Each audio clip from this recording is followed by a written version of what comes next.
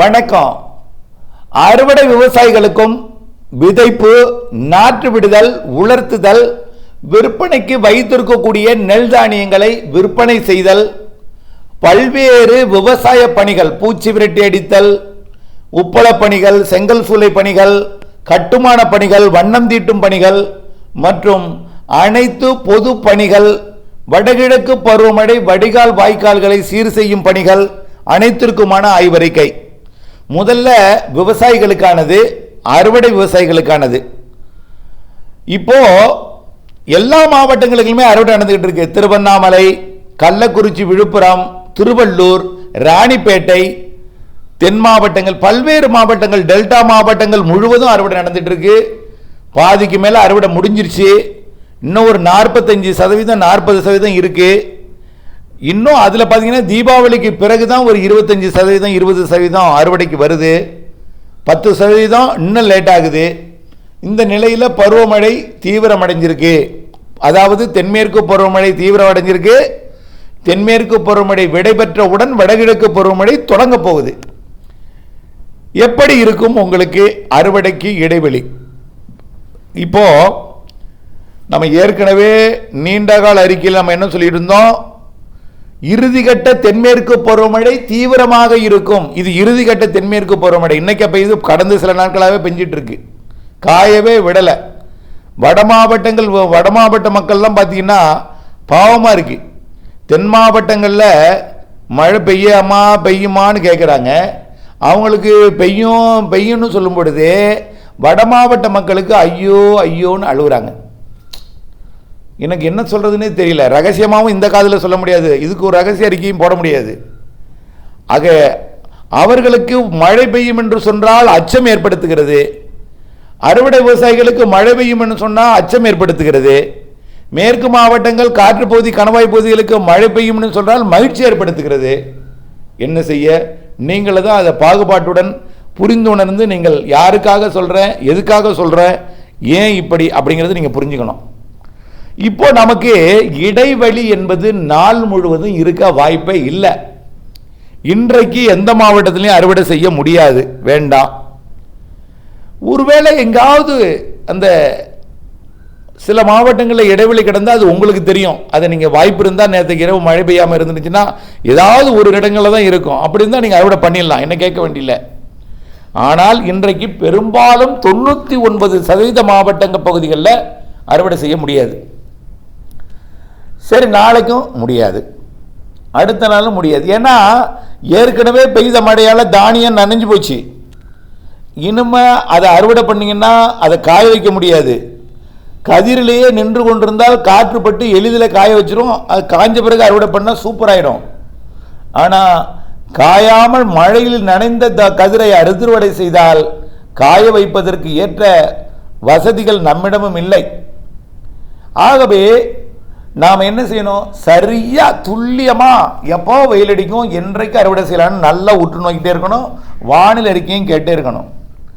தீபாவளி அன்றைக்கு கொஞ்சம் மழை குறைவாக இருக்கும், ஆனால் மழையும் இருக்கும். பாசிங் கிளவுட்ஸ், ஓடிக்கொண்டே பெய்யக்கூடிய மேகம், ஓடிட்டே போவோம், அப்படி தூரிட்டே போவோம், அரபிக்கடல் நோக்கி போயிட்டே இருக்கும். அப்படி அந்த மேகம் தான். அதில் இடைவெளியும் இருக்கும், மழையும் இருக்கும். இடைவெளி இருக்கக்கூடிய நேரம் வந்து பற்று அறுத்தறிஞ்சிடணும், இல்லைன்னா மழை இருக்கும். ஆனால் தீபாவளி நேரத்தில் அறுவடை இயந்திரம் வராது. தீபாவளி முடிந்த பிறகு அறுவடை செய்யலாம்ங்கிற பார்க்கும்பொழுது நிறைய விவசாயிகளுக்கு வந்து இன்றைய தேதியில் கடுமையான பச்சை இருக்கு. அறுவடை எப்படின்னு தீபாவளிக்கு பிறகு தான் வருது. காரணம் என்னன்னா, கோடை விவசாயம் தாமதமாக முடிஞ்ச காரணத்தினால அடுத்த விவசாயத்தை தொடங்க தாமதம், அறுவடைக்கு இப்போ தாமதம் ஏற்பட்டு போயிடுச்சு. ரைட்டு. இப்போ தீபாவளிக்கு பிறகு வரக்கூடிய அறுவடையை நாம் என்ன செய்யணும்? தென் மாவட்டங்களுக்கு கூட கொஞ்சம் இடைவெளி கிடைக்கும் போல தெரியுது. ஏன்னா தென் மாவட்டங்களுக்கு கன்னியாகுமரி இருக்கும், மேற்கு தொடர்ச்சி மலையெல்லாம் மழை இருக்கும். தென் மாவட்டம் ஒரு சில பகுதிகளில் தீபாவளிக்கு பிறகு கொஞ்சம் இடைவெளி கிடைக்கும். ஏன்னா 23, 24ஆம் தேதி உருவாகக்கூடிய காற்றழுத்த தாழ்வு பகுதி தீவிர தாழ்வு பகுதியாகி மண்டலமாகி புயலாகி மந்தா புயலாகி எங்கே போக போகுதுன்னா வடகடலோரத்துக்கு நெருக்கமாகி தெற்காந்திர கிடக்க போகுது. அதே தாழ்வு மண்டலமாக இருந்தால் வடகடலோரம் தான் கிடக்கும். தாழ்வு பகுதியாக இருந்தால் நேரடியாக மத்திய மாவட்டங்கள் டெல்டா ஒட்டியே கிடக்கும். அது எப்படிப்பட்ட தீவிரத்தை பொறுத்து அமையும். எது எப்படியோ, மண்டலமோ புயலோ, வடகடலோரம் வடவுள் மாவட்ட பகுதிகளுக்கும் மழை கண்டிப்பாக உண்டு, வட கடலோரம் கண்டிப்பாக உண்டு. சரி, ஒரு தாழ்வு பகுதியாகவே வருதுன்னு வச்சுங்களேன். அப்போ என்ன ஆகும்? தீபாவளி முடிஞ்சோன்னா டெல்டாவிற்கும் மழை இருக்கும். தீபாவளி முடிஞ்சு சில நாட்களில் டெல்டாவிற்கும் தீவிர மழை இருக்கும். அப்போ நீங்கள் கணக்கு பண்ணி சரியாக பிளான் பண்ணி நீங்கள் அறுவடை பண்ணணும். அப்டேட்ஸ் கேட்கணும், கேட்டு நீங்கள் அறுவடை பண்ணணும். முற்பகலில் கொஞ்சம் இடம், பெரும்பாலும் கடலோரத்தில் அதிகாலை மழை இருக்கும். அதிகாலை மழையில் நனைஞ்சிரும் தானியம். பிறகு என்ன செய்யலாம்? தானியம் நனைஞ்சோன்னா காஞ்சோன்னு நீங்கள் அறுவடை பண்ணோம்னா சில மணி நேரங்களில் தான் இடைவெளி கிடைக்கும். அதுலேயும் எல்லா இடத்துக்கும் இடைவெளி கிடைக்காது. மழை குறுக்கீடுகளுக்கு இடையே சில இடங்களில் ஒதுக்கி இருக்கிற இடத்துல டக்குன்னு அறுவடை பண்ணணும். அந்த மாதிரி நம்ம ரெடியாக ஷார்ப்பாக வானிலையை கேட்டு நீங்கள் இணைஞ்சிருந்து அறுவடை பண்ணால் தான் முடியும்.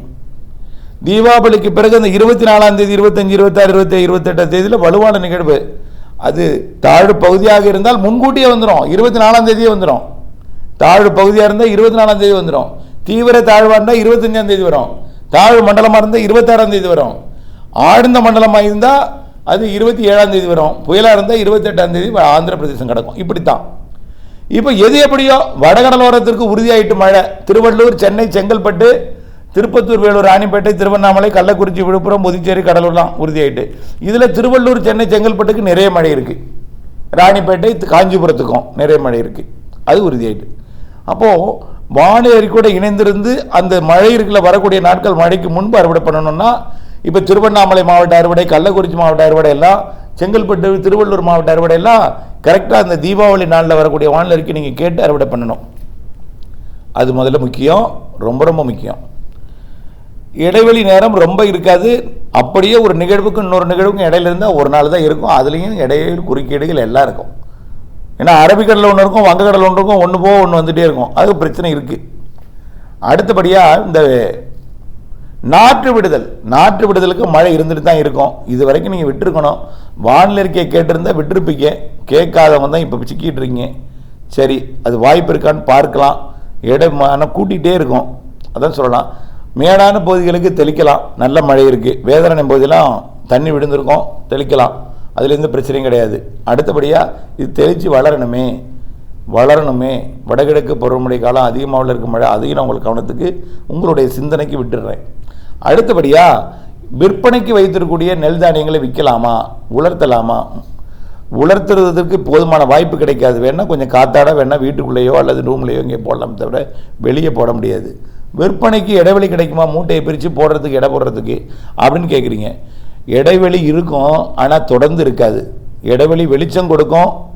மூட்டை விற்பனைக்கு எடுத்துக்கொண்டு வைக்கும்போது வெளிச்சம் இருக்கும், உடனே மழையும் வரும். எச்சரிக்கையுடன் இருக்கணும். கொஞ்சம் கொஞ்சமாக நீங்கள் சேல்ஸ் பண்ணணும். மதியத்தில் மழை, கனமழை இருக்குது. விட்டு விட்டு விட்டு விட்டு மழை வந்துகிட்டே இருக்கும். தீபாவளி நீங்கள் மட்டும்தான் கொஞ்சம் குறைச்ச. தென் மாவட்டங்கள், மேற்கு மாவட்டங்களுக்கு அதிகம், தெரியுங்களா? பெரும்பாலும் இந்த 9 மணி முன்கூட்டியே விற்பனை செஞ்சால் காலையிலே விற்பனை செய்யலாம். இப்போ பெஞ்சிட்டு இருக்கக்கூடிய மழை, டெல்டாவில் பெஞ்சிட்டு இருக்கக்கூடிய மழை ஒரு 9 மணி 10 மணிக்கு கொஞ்சம் தீவிரம் குறைஞ்சி மீண்டும் 12 மணிக்கு வந்துடும். அப்போ 1 மணி நேரம் 1/2 மணி நேரம் தான் இடைவெளி கிடைக்கும். அத்தனை பேர் நிலையும் கொடுக்க முடியாது. ஆக நீங்கள் தான் பண்ணிக்கணும். மழை இடைவெளியும் இருக்கும், பின்னாடியே மழையும் வரும். இடைவெளியும் இருக்கும், பின்னாடியே மழையும் வரும். இப்படித்தான் வரக்கூடிய நாட்கள் எல்லாமே. கொஞ்சம் முன்னிரவு நேரங்களில் சில இடங்களில் இடைவெளி கிடைக்கும். அதிகாலையில் கண்டிப்பாக எல்லா இடங்களுக்கும் மழை இருக்கும். மூடி பாதுகாக்கணும். அது முதல்ல அடுத்தபடியாக மழை, அதாவது கட்டுமான பணிகள் மற்றும் எல்லா பணிகளுக்குமே மழை இனிமே. ஆக வானிலை அறிக்கையோட இணைந்துருங்க. பூச்சி விரட்டு அடிக்கலாம் முடியாது. பூச்சி விரட்டு அடிக்கணும்னா உங்களுக்கு தீபாவளிக்கும் அந்த அடுத்த நிகழ்வு இருக்குது பாருங்கள், அந்த தீபாவளிக்கு அப்புறம் 2 நாள் அதில் வேணால் இடைவெளி இருக்கும். அதுலேயும் வடகடலோரம் இருக்கும் மழை. கொஞ்சம் இந்த ராமநாதபுரம், புதுக்கோட்டை இந்த இடத்துல வேணால் கொஞ்சம் குறைவாக இருக்கும். ஏன்னா சிஸ்டம் வடகடலோரம் வழியாக, கேரளா வழியாக, வடக்கு கேரளா வழியாக, தெற்கு கர்நாடகா வழியாக தான் அந்த தீபாவளிக்கு பிறகு உள்ள காற்று இருக்கும். இருந்தாலும் இங்கே இருக்கும், தென் மாவட்டங்களில் இருக்கும் மழை. அது இடைப்பட்ட கொஞ்சம் டெல்டா ஒட்டிக்கூடிய பகுதி கொஞ்சம் குறைவாக இருக்கலாம். ஆனால் அதுலேயும் மழை குறுக்கீடுகள் இருக்கும். சுத்தமாக ட்ரைன்னு சொல்ல முடியாது. நிகழ்வுகள் ஒன்றன் பின் ஒன்றாக வந்துகிட்டே இருக்கணும். ரொம்ப நாளாகவே எச்சரிக்கை கொடுத்துட்டே இருக்கும். இப்போ எல்லாவற்றிற்குமே இது பொருந்தும். வடகிழக்கு பருவமழை அதிகமாக தான் இருக்குது. மழை நீரை சேகரிக்கலாம். இப்போ நீங்கள் செய்ய வேண்டிய வேலை மழை நீரை சேகரிங்க. மழை நீரை சேகரித்து வரக்கூடிய கோடையில் விவசாயம் பண்ணுறதுக்கும், முன்கூட்டியே நடவடிக்கிறதுக்கும், நாட்டு போடுறதுக்கும், வடகுடிக்க தென்மேற்கு பருவமழை காலத்தில் ஜூன் மாதம் மேட்டூர் அணை திறப்பதற்கு முன்பாகவே நாட்டு விடுவதற்கெல்லாம் மழை நீரை சேகரித்து வச்சுட்டிங்கன்னா நீங்கள் நாட்டை விட்டு சரியான நாளில் அறுவடை விதைக்கலாம், நாட்டை விடலாம். சரியான நாளில் புரட்டாசிக்கு முன்பே அறுவடை பண்ணிடலாம். புரட்டாசி மழையிலேருந்து தப்பிச்சிடலாம். அடுத்த ஆண்டும் இப்படித்தான் பருவமழை இருக்கும் என்பதையும் தெரியப்படுத்த விரும்புகிறேன். அப்டேட்ஸ் அவசியம், உங்களுக்கானது. எதையோ வீடியோலாம் பார்க்குறீங்க, இது உங்களுக்கு முதலீட்டுக்கானது, உங்களுடைய லாபத்துக்கானது. அதனால் அப்டேட்ஸ் பார்த்து வானிலையிலிருந்து விவசாயம் செய்ய அன்போடு கேட்டுக்கொள்கிறேன். இணைந்தே இருங்கள். நன்றி.